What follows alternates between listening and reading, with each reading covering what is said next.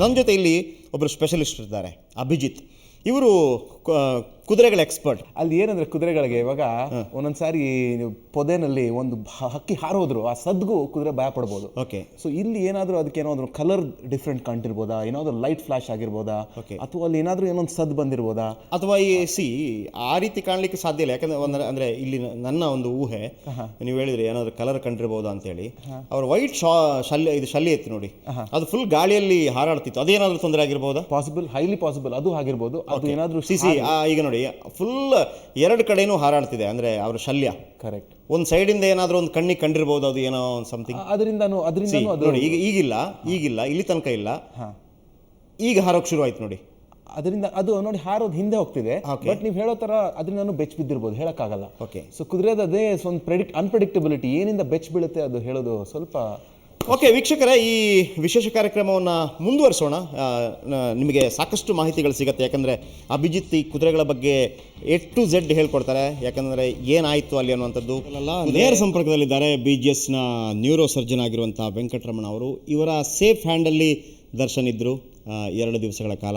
Safe ಆಗಿ ವಾಪಸ್ ಕನ್ನಡದ ಜನತೆಗೆ ದರ್ಶನ್ ಅವರನ್ನು ಮರಳಿಸಿದ್ದಾರೆ. Thank you very much sir, ಅದಕ್ಕಾಗಿ. Thank you. ಬಂದಾಗ ತುಂಬ ನೋವಲ್ಲೇ ಇದ್ದರು. ಬಂದಾಗ ಸಿವಿಯರ್ ನೆಕ್ ಪೇಯ್ನ್ ಇತ್ತು ಅವರಿಗೆ. ಸೊ ಅದರಿಂದ ಅರ್ಲಿ ಮಾರ್ನಿಂಗ್ 3 o'clock ನಮ್ಮ ಆಸ್ಪತ್ರೆಗೆ ಬಂದರು. ಬಂದಾಗ ತುಂಬ ನೋವಿತ್ತು. ಸೊ ಇಮಿಡಿಯೇಟಾಗಿ ನಾವು ಇನ್ವೆಸ್ಟಿಗೇಷನ್ ಎಲ್ಲ ಮಾಡಿದ್ದೀವಿ. ಪೇಯ್ನ್ಗೆ ಮೆಡಿಸಿನ್ಸ್ ಎಲ್ಲ ಕೊಟ್ಟಿದ ಮೇಲೆ ಸ್ವಲ್ಪ ನೋವು ಕಡಿಮೆ ಆದಮೇಲೆ ಅವರು ಸುಧಾರಿಸ್ಕೊಂಡ್ರು ಸ್ವಲ್ಪ. ಅದ ನಂತರ ಬೆಳಗ್ಗೆ ನಾವು MRI ಸ್ಕ್ಯಾನ್ ಎಲ್ಲ ಮಾಡಿದ್ವಿ, ಅದರಲ್ಲಿ ಏನು ತೊಂದರೆ ಇರಲಿಲ್ಲ. ಸೊ ಅದಕ್ಕೋಸ್ಕರ ಮೆಡಿಸಿನ್ಸ್ ಕಂಟಿನ್ಯೂ ಮಾಡಿ ಮಾರನೇ ದಿವಸ ಅವ್ರಿಗೆ ಸ್ವಲ್ಪ ಸರ್ವೈಕಲ್ ಕಾಲರೆಲ್ಲ ಕೊಟ್ಟು ಮನೆಗೆ ಕಳಿಸಿ. ಓಕೆ, ಅಂದರೆ ಜಸ್ಟ್ ಮಸಲ್ ಕ್ಯಾಚ್ ಆಗಿತ್ತು ಅನ್ನೋದು ಮಾತ್ರ ವೈದ್ಯರ ಒಂದು ಸ್ಪಷ್ಟೀಕರಣ. ಅಷ್ಟೇ ಮಸಲ್ ಕ್ಯಾಚ್ ಆಗಿದೆ ಅಷ್ಟೇ, ಬೇರೆ ಏನು ತೊಂದರೆ ಇಲ್ಲ. ದರ್ಶನ್ ಫುಲ್ ಫಿಟ್ ಆಗಿದ್ದಾರೆ, ಯಾರೂ ಆತಂಕ ಪಡುವ ಅಗತ್ಯವಿಲ್ಲ ಅನ್ನುವಂಥ ಒಂದು ಮಾತನ್ನು ನೀವೇ ಡೈರೆಕ್ಟಾಗಿ ದರ್ಶನ್ ಅಭಿಮಾನಿಗಳಿಗೆ ಹೇಳಿಬಿಡಿ. ರೈಟ್.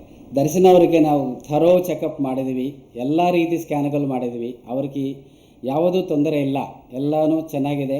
ಅಂದರೆ ಮಸಲ್ಸ್ ಪೈನ್ ಮಾತ್ರ ಅದು ಸ್ವಲ್ಪ ದಿನ ಅಷ್ಟೇ, 1 ವಾರದಲ್ಲಿ ಸರಿ ಹೋಗ್ತಾರೆ. ಅವರು ತುಂಬ ಫಿಟ್ ಆಗಿದ್ದಾರೆ. ಆ್ಯಕ್ಷನ್ ಮಾಡಲಿಕ್ಕಾಗಲಿ, ಮುಂದೆ ಸ್ಟಂಟ್ ಮಾಡಲಿಕ್ಕಾಗಲಿ ಯಾವ ರೀತಿಯೂ ತೊಂದರೆ ಇರುವುದಿಲ್ಲ. ಸುದೈವವಶಾತ್ ಅಂತ ಯಾವುದೇ ತೊಂದರೆಗಳಿಲ್ಲ, ಎಲ್ಲ ಅಪಾಯದಿಂದಲೂ ಕೂಡ ದರ್ಶನ್ ಪಾರಾಗಿದ್ದಾರೆ, ಫಿಟ್ ಆಗಿದ್ದಾರೆ ಅಂತೇಳಿ ಡಾಕ್ಟರ್ ಹೇಳಿದ್ದಾರೆ. ಇಲ್ಲಿ ನಮ್ಮ ಜೊತೆ ವೆಂಕಟ್ ಇದ್ದಾರೆ, ಇವರು ಕೂಡ ಸ್ಟಂಟ್ ಮಾಸ್ಟರ್. ಕುಂಭರಾಶಿ ಚಿತ್ರಕ್ಕೆ ಕೂಡ ಸ್ಟಂಟ್ ಮಾಡಿದ್ದಾರೆ, ಸ್ಟಂಟ್ ಮಾಸ್ಟರ್ ಆಗಿದ್ದರು ಅವರು. ಆಮೇಲೆ ಟ್ಯಾಕ್ವಂಡೋ ಇದರ ಚಾಂಪಿಯನ್ ಕೂಡ ಅವರು.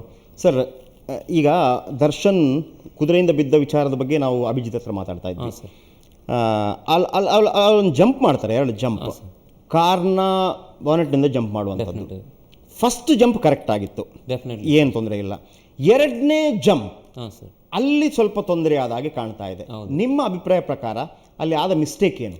ಮಿಸ್ಟೇಕ್ ಅಂದರೆ ಅವರು ಆ್ಯಕ್ಚುಲಿ ಜಂಪು ಟಾಪ್ಗೆ ಹೋಗಿ ಕಟ್ ಮಾಡಬೇಕಿತ್ತು.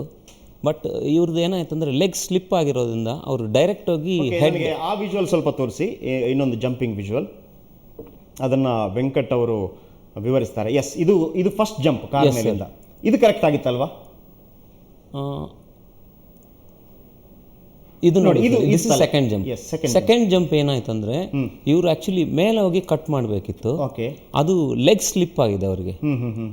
ಆ ಲೆಗ್ ಸ್ಲಿಪ್ ಆಗಿರೋದ್ರಿಂದ ಅದೇನಾಯಿತು, ಡೈರೆಕ್ಟ್ ಹೆಡ್ ಲ್ಯಾಂಡ್ ಆಯಿತು. ಸೊ ಇದೇನಾಗುತ್ತೆ, ಬಾಡಿ ವೆಯ್ಟ್ ಜಾಸ್ತಿ ಇರೋದ್ರಿಂದ ಇದು ಡೈರೆಕ್ಟ್ ನೆಕ್ಗೆ ಎಫೆಕ್ಟ್ ಆಗುತ್ತೆ. ಕರೆಕ್ಟ್. ಸೊ ಅವ್ರಿಗೆ ರೆಸಿಸ್ಟೆನ್ಸ್ ಪವರ್ ಜಾಸ್ತಿ ಇರೋದ್ರಿಂದ ಈ ವಾಸ್ ಔಟ್ ಆಫ್ ಡೇಂಜರ್. ಅದೃಷ್ಟವಶಾತ್ ಅಂಥದ್ದು ಏನೂ ಆಗಲಿಲ್ಲ. Thank you very much. ಆದರೆ ಈ ಚರ್ಚೆ ಮುಂದುವರಿಯುತ್ತೆ, ಒಂದು ಸಣ್ಣ ಬ್ರೇಕ್.